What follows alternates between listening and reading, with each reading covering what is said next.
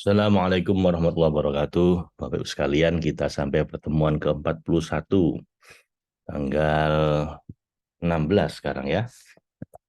Eh, Sebentar saya ganti dulu tanggal 16 Oktober.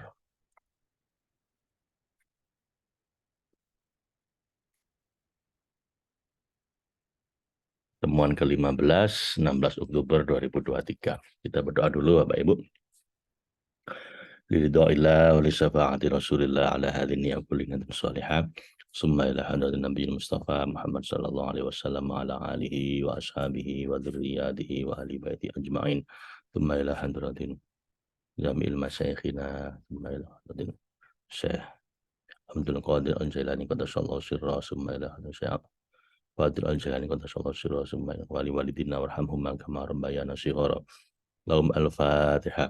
A'udzu billahi minasyaitonir rajim. Bismillahirrahmanirrahim. Alhamdulillahi rabbil alamin arrahmanir rahim maliki yaumiddin. Iyyaka na'budu wa iyyaka nasta'in. Ihdinas siratal mustaqim. Siratal ladzina an'amta 'alaihim ghairil maghdubi 'alaihim waladdallin. Amin. Subhanaka la ilma lana illa ma 'allamtana innaka antal alimul hakim. Allahumma anfa'na bima 'allamtana wa 'allimna ma yanfa'una. Rabbana atina fid dunya hasanah wa fil akhirati hasanah wa qina adzabannar birahmatika ya arhamar rahimin birahmatika ya aziz ya ghaffar ya rabbal alamin. Sallallahu ala sayyidina Muhammadin wa ala alihi washabbihi wasallam. Alhamdulillah walhamdulillahi rabbil alamin.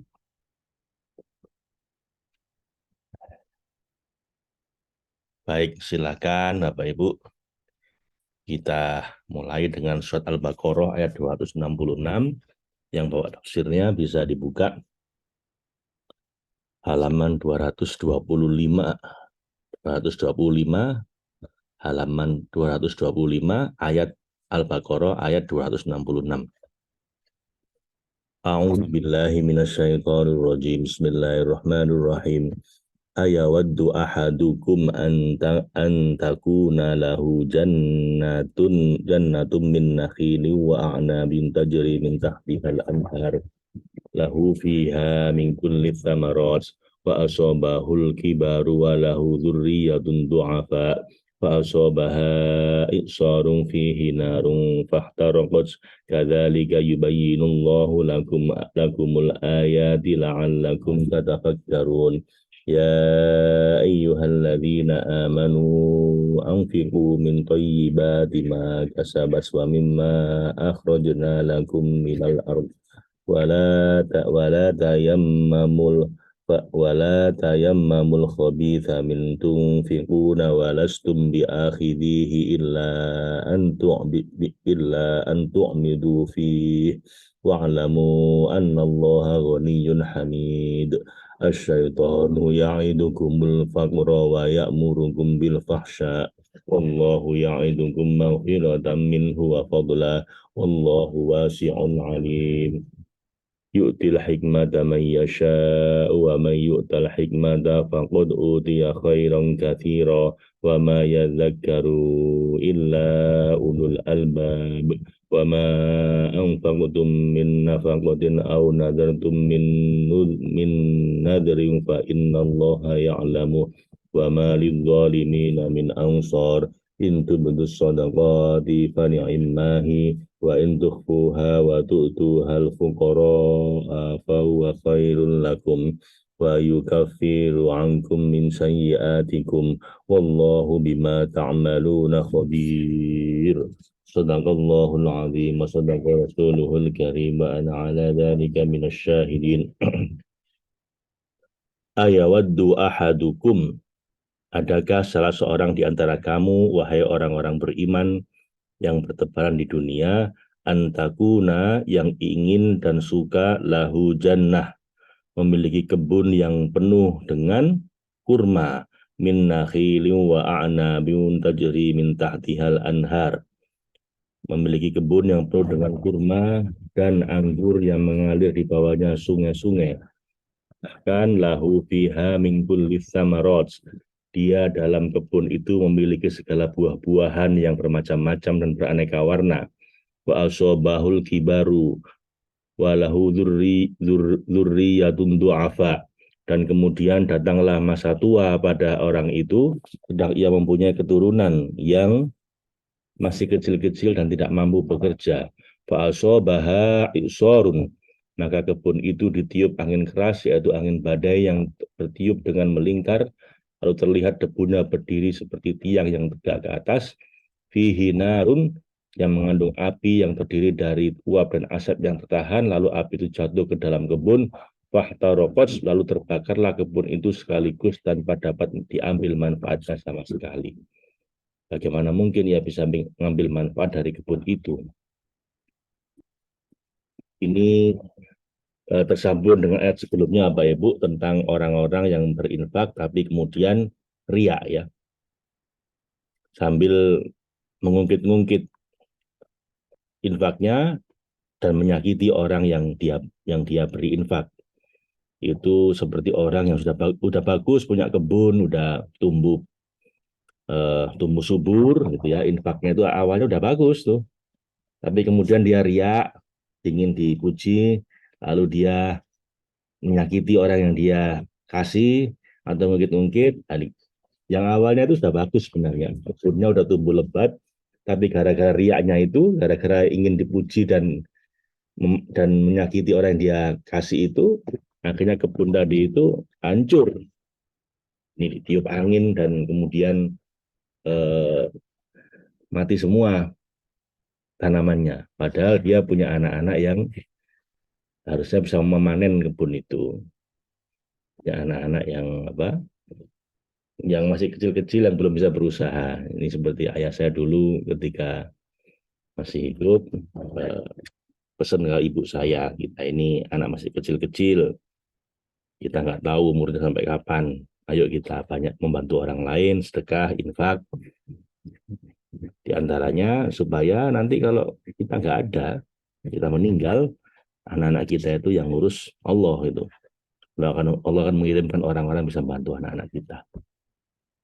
Dan terbukti ya Bapak Ibu, ayah wafat umur 48, dan kami tujuh orang bersaudara, ya baik semua, hidup semua dengan baik dan lebih dari cukup. Ya. Karena emang ayah saya itu hobinya bantu orang lain. Dan tanpa ngungkit-ngungkit, tanpa menyakiti yang dikasih bantuan. Dan keterhalanganmu, wahai orang-orang yang riak, jauh lebih parah daripada keterhalangan pemilik kebun itu.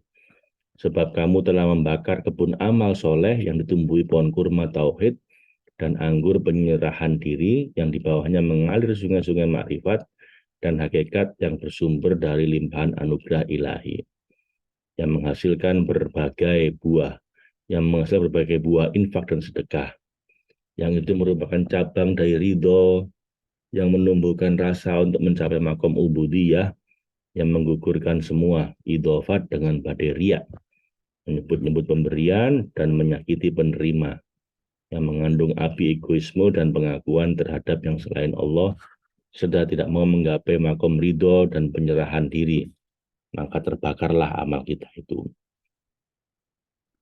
Memang agak susah Bapak Ibu ya, kadang-kadang kita itu sedekah misalnya, lalu orangnya minta lagi, itu kadang-kadang kita kesel. Atau yang dikasih ini nggak tahu berterima kasih, terus kemudian menyakiti kita. Nah, itu kadang-kadang kita kesel, kemudian ungkit-ungkit pemberian, kan kamu udah aku kasih berkali-kali gitu. Kenapa minta lagi gitu? Kadang begitu, ungkit-ungkit. Atau kadang menyakiti dia. Oh, emang dasar orang miskin nggak tahu diri gitu. Udah nggak punya, udah gitu nyakitin lagi. Kadang-kadang kita dapat ujian kayak begitu apa Ibu? Kita habis ngasih beberapa kali, terus yang kita kasih ini malah nggak berterima kasih, malah nyakitin kita, atau kita jadikan langganan, dia minta terus lah, itu kadang-kadang kita kesel lah. Hati-hati ya Ibu, begitu anda kesel, anda nyebut-nyebut pemberian anda yang kemarin, itu batal semua pahalanya. Tadi itu misalnya udah punya kebun yang bisa dipanen oleh anak cucu kita, kebunnya habis terjang badai. Ya, ujiannya orang sedekah itu begitu memang. Awalnya udah ikhlas, udah nggak ria. Begitu yang dikasih minta lagi dan lagi. Kita tergoda tuh untuk ngomong jelek. Tergoda untuk ngungkit-ngungkit yang kemarin. Kan kemarin sudah lah. Itu juga boleh. Nggak boleh ya Pak Ibu. Sudah, kalau anak merasa disakiti oleh yang ngasih, mending anak diem. Bilang aja, mohon maaf ya, sekarang nggak ngasih dulu. Segitu aja. Nggak usah ngungkit yang kemarin-kemarin. Nggak usah bilang, kan kemarin sudah, kamu itu. Jangan. Nggak usah menyakiti ya Pak Ibu. Kadang saya juga ngalami kayak begitu ya Pak Ibu. Nah, itu tergoda untuk ngomong jelek. Nggak usah. Terus mending diem. Dan nggak usah dibatin juga, ini orang emang nggak tahu diri gini. Nggak usah dibahas. Kenapa? Nanti pahalanya batal. Udah bagus-bagus itu ada menanam itu kan kata Allah dilipat gandakan sampai 700 kali lipat sampai nggak terhingga. Tapi semua tadi bisa bisa batal hanya gara-gara kita tergoda untuk ngungkit-ngungkit atau nggak kuat kemudian kita nyakitin orang yang kita kasih. Dan kadang-kadang emang orang yang kita kasih itu apa ya menggoda kita gitu, godain kita, nyebelin mungkin anda bilangnya. Nah itu nggak boleh apa? Anda mending diem. Kalau udah gitu diem, udah jangan terprovokasi. Nanti habis semua pahala Anda.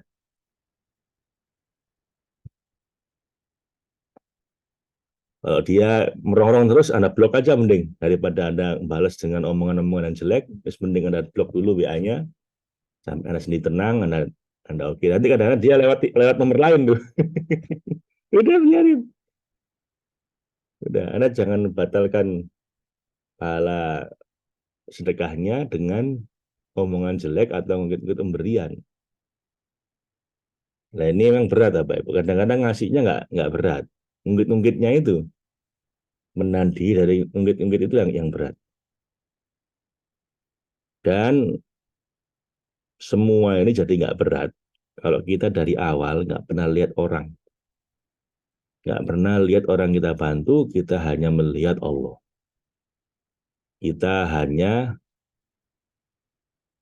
fokus kita itu adalah Allah. Tidak pernah antara Anda dan dia, ini hanyalah antara Anda dan Tuhan.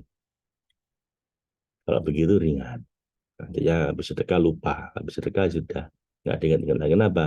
Ini nggak pernah tentang dia, ini tentang Allah.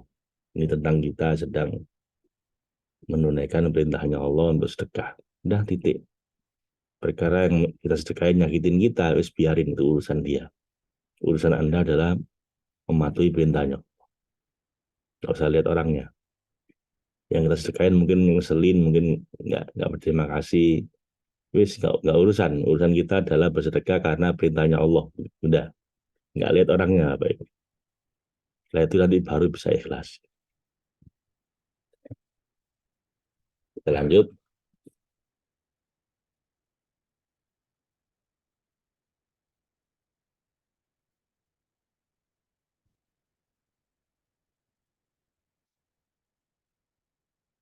Tatkala kamu menggugurkan hasil pekerjaan dan kemampuan kerjamu karena usia dan faktor kelemahanmu, berarti kamu telah kembali ke semula dan sangat terpaksa. Lemah seraya melihat orang-orang yang bernasib sama denganmu. Kadzalika yubayyinullahu lakumul ayati la'allakum tatafakkarun. Demikianlah Allah menerangkan ayat-ayatnya kepadamu supaya kamu memikirkannya dan mempersiapkan bekal untuk menghadapi suatu hari yang kala itu tidak ada lagi kerja dan tempat kerja serta tidak ada masa tanam dan masa panen, yaitu pada hari akhir, hari akhirat. Ya ayyuhalladzina amanu anfiku. Wahai orang-orang beriman, berinfaklah demi meraih ridho Allah ya. Tidak melihat orangnya, demi meraih ridho Allah. Orangnya mau balas, nggak balas, terima kasih, nggak terima kasih, ngeselin, nggak ngeselin, nggak urusan. Urusan kita adalah kita berinfak demi meraih ridhonya Allah. Min thayyibat, yaitu infak sebagian dari yang baik-baik dan bagus-bagus dari maka sabetun dari hasil usahamu, yaitu hasil kerjamu di dunia seperti perdagangan dan kerajinan. Wa mimma akhrajna lakum minal ard, dan juga dari hasil pertanian, hasil bumi untukmu tanpa kamu mengerjakannya seperti buah-buahan, biji-bijian, hasil tambang dan lain-lain. Wala tayammamu, dan janganlah kamu memilih dengan sengaja al-khabitha, yang buruk-buruk dan jelek-jelek minhu darinya, yakni dari apa yang kamu hasilkan dari usahamu dan apa yang kami keluarkan dari dalam bumi untukmu. Dan tungfikuna walastum biakhidhihi illa antu'midu fi, dan kamu menginfakkannya kepada kaum fakir yang jelek-jelek tadi itu, padahal kamu sendiri nggak mau mengambilnya dari orang lain, melainkan dengan memincingkan mata terhadapnya, terpaksa, terpaksa kala mengambilnya. Wa'alamu annallaha ghaniyun hamid, dan ketahuilah bahwa Allah sang maha pengatur kemaslahatan hamba, maha kaya, tidak membutuhkan infak dan sedekahmu. Dia menyuruhmu berinfak semata demi kemanfaatanmu. Karena Allah selain maha kaya juga maha terpuji dan maha berterima kasih atas infak yang kamu berikan. Jadi nggak boleh apa ya Bu, infak itu milih-milih yang jelek-jelek. Jadi Anda punya buah satu keranjang, lalu Anda pilih yang jelek-jelek Anda infakkan. Nah itu nggak boleh. Punya pakaian bagus-bagus, nah yang jelek-jelek dikasihkan. Yang bagus-bagus enggak.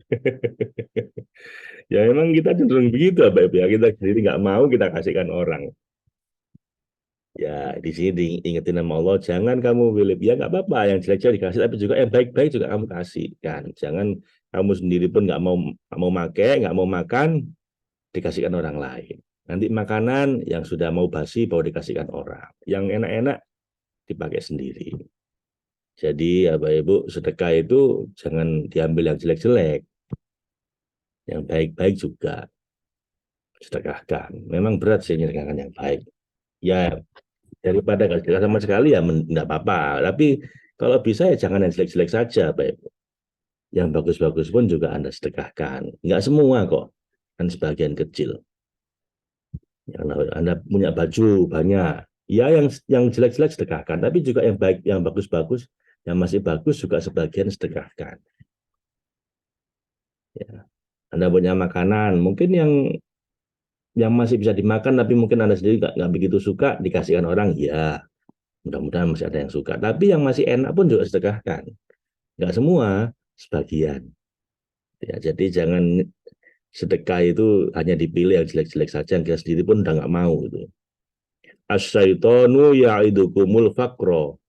Setan itu menggodain kita, menjanjikan kemiskinan kepadamu dalam berinfak dan menakut-nakutimu. Nanti jangan-jangan bisa miskin gara-gara sedekah. Wa ya'murukum bil fakhsya, dan menyuruh kamu berbuat keji, yaitu kikir dan melampaui batas, pelit. Allahu ya'idukum maghfirat, sedangkan Allah menjanjikan kamu untuk dalam infak itu ampunan atas dosa-dosamu. Minhu fadlah, yang tumbuh darinya dan karunia sebagai tambahan berupa kontribusi dan penghormatan serta sebagai ganti dari apa yang telah kamu infakkan demi mencapai ridhonya. Wallahu wasi'un alim, dan Allah maha luas dan tidak ada kesempitan dalam karunia dan kebaikannya. Lagi dia maha mengetahui niat baik orang-orang yang berinfak. Yu'til hikmata, Allah menganugerahkan hikmah, yaitu rahasia-rahasia seluruh amal yang harus dikerjakan hamba, mayyasha, kepada siapa yang dikehendakinya atas anugerah dan kemurahannya itu. Wa may yu'tal hikmata faqad utiya khairan katsira, dan barang siapa dianugerahi hikmah di antara para hamba, ia benar-benar telah dianugerahi karunia yang banyak. Tidak ada yang mengetahui banyaknya kecuali dia. Wa ma yadzakkaru illa ulul albab, dan tidak ada yang mengambil pelajaran, mengambil nasihat dari peringatan dari ayat ini kecuali orang-orang yang berakal. yang sampai ke inti perkara, selalu menjauhi kulit luarnya, menghadap kepada Allah dengan tekad yang benar, dan berpaling dari berbagai keringanan rukhsah yang dapat menjerumuskan pada kejahatan. Dan ketahuilah wahai orang-orang beriman bahwa wa ma anfaqtum min nafaqatin au nadartum min nadrin fa innallaha ya'lamu.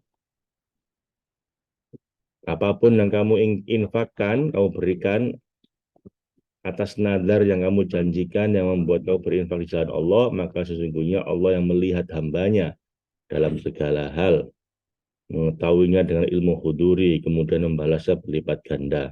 Fama lidzalimina min ansor. Dan orang-orang zalim itu tidak akan memiliki penolong. Dan dia adalah bagi orang-orang zalim yang melewati batas-batas hukum Allah karena mengikuti bisikan setan yang menyesatkan, seorang penolong pun tidak akan ada yang menolong. Yang akan menolong mereka ketika Allah membalas kefasikan, kedurhakaan, pemborosan, dan kekikiran yang mereka perbuat. In tubdus shadaqati, jika kamu menampakkan sedekah-sedekahmu dan memperlihatkannya oleh orang-orang beriman, fani'immahi, maka itu baik. Maksudnya sebaik-baik sesuatu untuk ditampakkan di sisi Allah dan di sisi kaum beriman. Wa in tukhfuha wa tu'tuha, dan jika kamu menyembunyikannya dan kamu memberikan secara diam-diam, alfa wa tunfiqu hal al-fuqara'a fa huwa khairul lakum. Dan jika kamu memberi secara diam-diam pada orang-orang fakir, maka itu lebih baik bagimu daripada menampakkannya, karena hal itu dapat menghindarkan dari penyakit riya, menuntut pemberian dan menyakiti penerima, serta menghindarkan timbulnya rasa hina pada orang-orang fakir. Jadi Bapak Ibu sedekah itu dipamerkan tidak apa-apa. Ya. Kenapa? Supaya orang lain juga ikut sedekah. Jadi, tapi kalau disembunyikan lebih baik. Lebih baik kenapa? Untuk menghindarkan dari riya dan untuk menjaga hati orang-orang fakir yang kita sedekahi. Supaya mereka nggak merasa malu.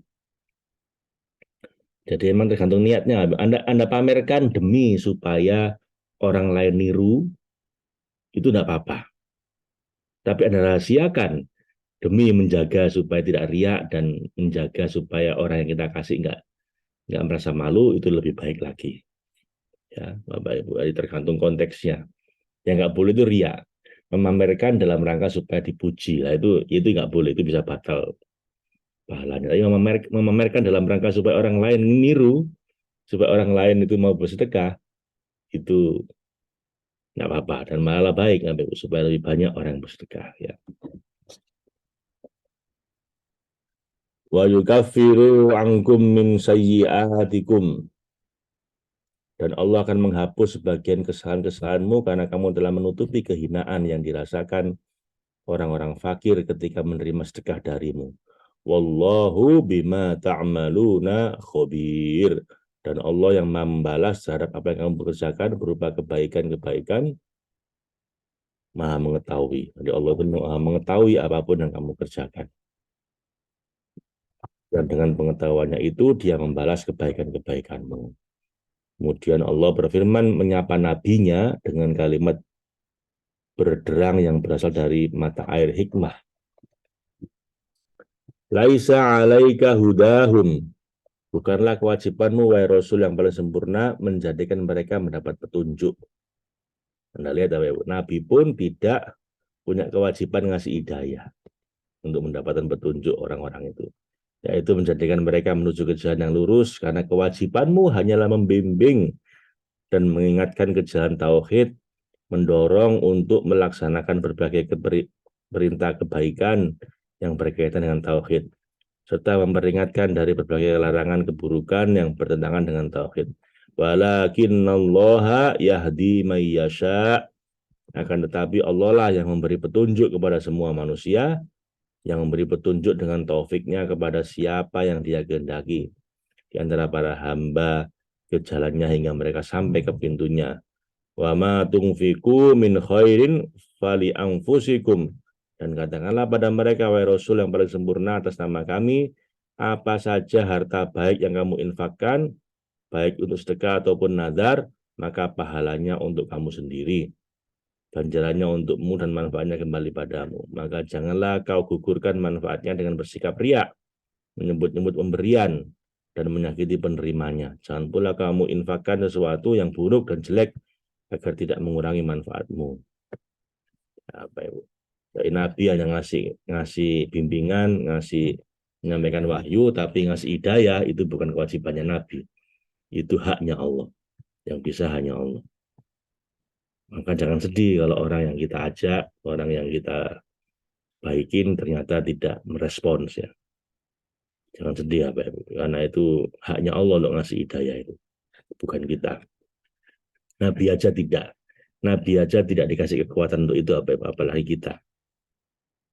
Dan katakan pula pada mereka sebaik-baik infak kalian adalah apabila wa ma tunfikuna illa btigha'a wajhillah, yaitu infak yang kamu infakkan hanya karena mengharapkan ridho Allah, hanya mencari wajah Allah, illa btigha'a wajhillah, mencari wajah Allah, maksudnya mencari ridhonya Allah ya.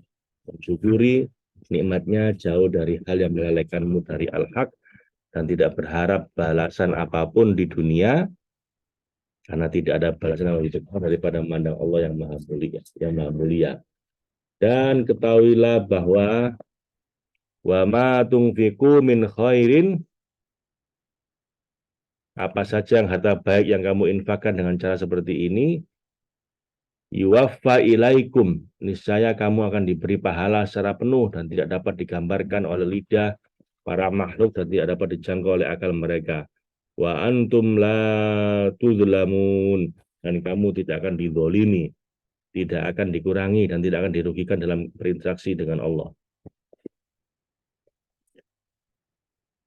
Syaratnya tadi, tidak ngungkit-ngungkit, tidak menyakiti yang dikasih, dan tidak milih-milih hanya ngasih yang jelek-jelek ya. Setelah mengetahui infak paling baik, hendaklah kamu mengetahui siapa orang yang paling berhak diberi infak. Lalu berikanlah infakmu itu lil fuqara'i, kepada orang-orang fakir yang arif dan terpercaya, alladzina uhsiru, yang terikat kuku, terserap dan bingung, fi sabilillah, di jalan Allah yang sangat mendambakan fana di dalamnya, sehingga la yastati'una, mereka tidak mampu karena saking terserapnya mereka dalam memandang keindahan Allah. Dorban fil ard, berusaha di bumi untuk mencari rezeki material dan menyangka orang lain yang tidak tahu kondisi mereka, agniya'a, bahwa mereka adalah orang-orang kaya, karena minat ta'affuf, mereka memelihara diri padahal itu sudah menjadi watak dasar mereka. Ta'rifuhum, kamu kenal mereka dan menyadari keadaan rohani mereka, orang-orang beriman yang berinfak dalam demi ridho Allah, bisi mahum, dengan melihat sifat-sifat mereka seperti lemahnya tubuh mereka dengan penampilan kusut masai karena saking mengabaikan dunia demi bergerak menuju Allah. La yas'alu dan nasa ilhafa, mereka tidak meminta-minta pada orang lain secara paksa dengan mendesak terlalu mengharapkan apa yang dimiliki orang lain, tetapi Allah yang bertajalli di cakrawala memberi mereka rezeki dari jalan yang tidak terduga. Dan setelah kamu mendengar ciri-ciri mereka yang hanyut dalam memperhatikan keindahan keagungan Allah, maka bergegaslah untuk menguatkan peranganmu agar kamu mendapatkan kebahagiaan tertinggi yang tidak ada tingkatan lagi di atasnya. Wa ma tunfiku, dan ketahuilah bahwa apa saja harta baik yang kamu infakkan, mim khairin, khususnya kepada mereka itu, fa innallaha bihi alim, sesungguhnya Allah dengan zatnya maha mengetahui dan akan membalas sesuai dengan pengetahuannya. Ya Allah, ya Tuhan kami, jadikanlah kami sebagai pelayan-pelayan mereka dan debu di kaki mereka. Ya Bapak Ibu. Jadi siapa yang paling berat diinfaki? Yaitu orang fakir yang menjaga diri dengan tidak meminta-minta. Orang miskin yang tidak ingin menampakkan kemiskinannya. Yang sibuk beribadah dan nggak kuat untuk berusaha atau bekerja. Ini adalah orang-orang yang paling layak diinfaki, Bapak Ibu. Yang tidak meminta-minta, yang menjaga kehormatannya, yang sibuk beribadah, Tapi sebagai kekurangan, nah itu layak Anda infaki. Itu yang paling layak diinfaki.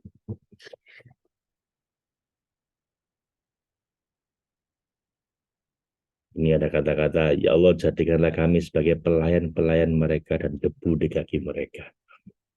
Saya jadi ingat tulisan ayah saya itu nulis di buku hariannya Bapak Ibu. Apa khotimul ummah wa turabu khotimul ummah wa turabu agdamihim. Saya lupa bahasa Arabnya. Ayat saya tulisan dalam bahasa Arab. Bahwa ayat itu menganggap dirinya adalah pelayan umat dan debu di kaki mereka. Gitu. Ini ternyata disebut di sini Bapak, di awal tafsir ini bahwa ya Allah jadikanlah kami sebagai pelayan-pelayan mereka. Melayani orang-orang tadi itu. Orang-orang ahli ibadah yang sibuk beribadah, yang sibuk dengan Allah sampai nggak sempat ngurus dirinya. Sampai dirinya fakir dan dia nggak minta-minta apa itu. Itu yang kita ini berdoa supaya kita jadi pelayan-pelayan mereka dan debu di kaki mereka.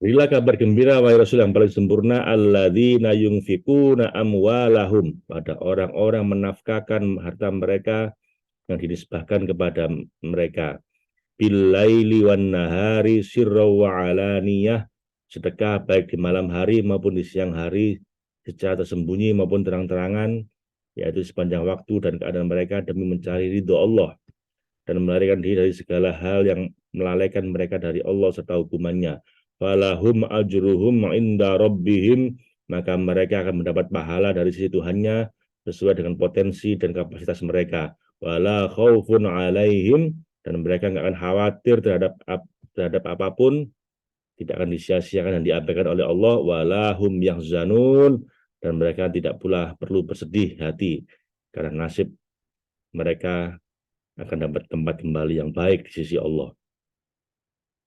Sampaikan pula kabar gembira peringatan wahai Rasul yang paling sempurna kepada alladzina ya'kuluna riba, kepada orang-orang yang memakan riba, yaitu mengembangkan harta dengan cara hina karena merugikan saudara sesama muslim dan memakai harta mereka cuma-cuma tanpa menjaga keberkahan. Bahwa mereka la yakumuna illa kama yakumul ladzi yatakhabbatuhu yatakhabbatuhu syaitanu minal mas, bahwa mereka tidak dapat berdiri kelak pada hari kebangkitan hari akhirat melainkan seperti berdirinya seseorang yang kemasukan setan karena gila saat tidur sehingga mereka terbangun dalam keadaan linglung, gelisah, terhina, gamang, takut tanpa sebab. Keadaan mereka dzalika bi annahum qalu innama, yang demikian itu yang demikian mengerikan itu karena mereka berkata innam in dzalika bi annahum qalu innamal bai'u mithlur riba, karena mereka mengatakan bahwa jual beli itu sama dengan riba. Mereka menyamakan antara jual beli dengan riba, padahal sesungguhnya wa ahallallahul bai'a, Allah menghalalkan jual beli karena akad yang jelas antara pembeli dan penjual dilakukan dengan ridho tanpa terpaksa, berbeda dengan riba yang hanya menguntungkan satu pihak dan memberikan kerugian yang amat besar pada pihak lainnya. Dan karena Allah yang maha mengetahui dan maha bijaksana, wa harramar riba, mengharamkan riba agar tidak memakai harta kaum muslimin secara cuma-cuma tanpa ganti dan tidak saya sukarela. Faman ja'ahu, orang-orang telah sampai kepadanya yaitu mendengar mau'idatan min mirrabbihi, yang telah mendengar larangan dari sisi Tuhannya tentang riba ini, fantaha, lalu ia berhenti setelah mendengar peringatan ini, falahu masalaf, maka apa yang telah diperolehnya dahulu menjadi miliknya yang ia ambil dan terima sebelum pelajaran Allah berupa syariat diturunkan. Wa amruhu, dan urusannya terserah ilallah, kepada Allah yang akan melakukan perhitungan baginya di akhirat. Wa man ada, dan orang yang kembali dan mengulangi perbuatannya setelah datang peringatan ini, faulaika ashabun nar hum fiha khalidun, mereka itulah yang akan menjadi penghuni-penghuni neraka, mereka kekal di dalamnya. langgeng dan terus menerus sampai waktu yang dikehendaki Allah. Tentang larangan riba Bapak Ibu ya, memang riba itu berbahaya. Shadaqallahul azim, sadaqa rasulul karim, wa ana dzalika minasyahidin. Semoga kita dipelihara oleh Allah dari hal-hal yang dilarang seperti riba atau infak yang diungkit-ungkit dan yang semacam itu. Shadaqallahul azim, wa sadaqal karim, wa ana ala dzalika minasyahidin. Allahumma arhamna bil Qur'an waj'alhu lana imama wa nura wa huda wa rahmah. Allahumma dzakirna minhu ma nasina wa 'allimna minhu ma jahilna warzuqna tilawatahu ana al-laili wa atrafan nahar waj'alhu hujjatan lana ya rabbal alamin. Assalamualaikum warahmatullahi wabarakatuh.